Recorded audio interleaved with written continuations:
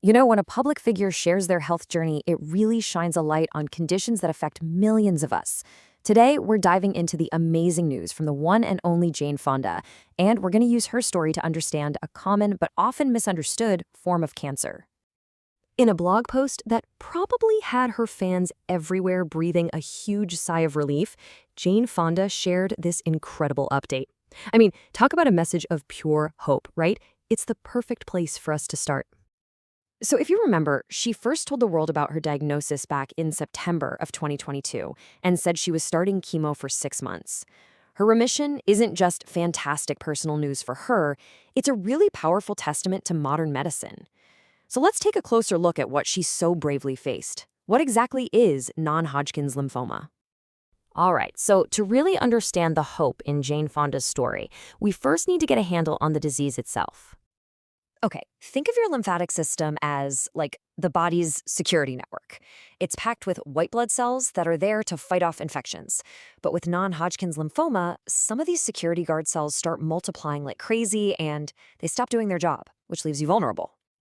And get this isn't some super rare disease you never hear about. According to the American Cancer Society, it actually makes up about 4% of all cancers in the United States. That means tens of thousands of people get diagnosed every single year. Now, what's interesting is his cancer kind of has two different personalities, and they are worlds apart. On one side, you have the aggressive, high-grade type. It comes on fast, and you have to treat it right away. But the good news is it often responds really well to treatment. Then, on the other side, you have the slow-growing or indolent type. This one can hang around for years without causing big issues, but it's actually often harder to cure completely. Okay, so how would you even know to get checked for something like this? What are the warning signs you should look out for?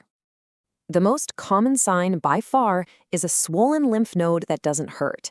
You typically find it in your neck, armpits, or groin.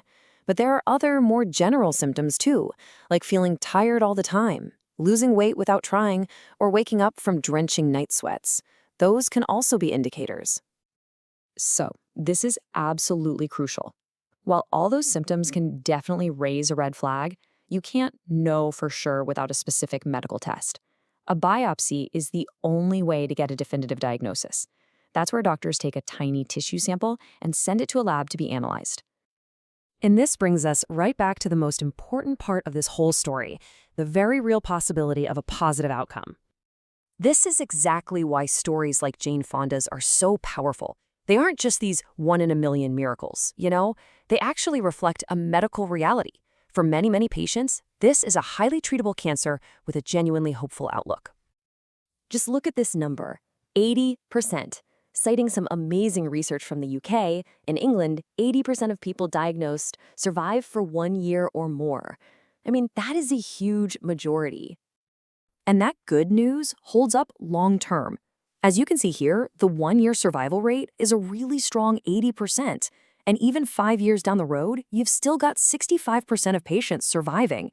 This shows that a huge number of people go on to live for many, many years after their diagnosis. So how are these outcomes possible? Well, it's thanks to a whole range of effective treatments. Chemotherapy, which is what Jane Fonda had, is a common one, but there are also more targeted options, like monoclonal antibody therapy, that uses lab-made proteins to fight cancer cells, and radiotherapy, which zaps them with high-energy rays. The real key here is that a team of specialists works to create a custom treatment plan for every single patient. So, while the outlook is really hopeful, you know what they say, prevention is always better than a cure. Let's talk about what all this means for you and your health. It's the big question, right? And while you can't change your genes, there are absolutely steps you can take to support your body's natural defenses. It really all boils down to keeping your immune system as strong as possible. As you see here, that means managing chronic stress, fueling your body with good food, staying active, and keeping up with your vaccinations. Think of these as the 4 pillars of good health. They give your body its best possible shot at fighting off illness. Let's zoom in on diet for a second. The advice here is simple but super powerful. Build your meals around fruits, veggies, and whole grains that are packed with antioxidants. And at the same time, try to cut back on things like processed meats and sugary drinks. While there's always more research being done, these are just fantastic habits for your overall health, period. So as we wrap this up, I'll just leave you with this question to think about. Jane Fonda's story is an incredible reminder of resilience and medical progress. But it's also a call to action for all of us. Looking at all this information, what's one simple, healthy choice you can make for yourself today?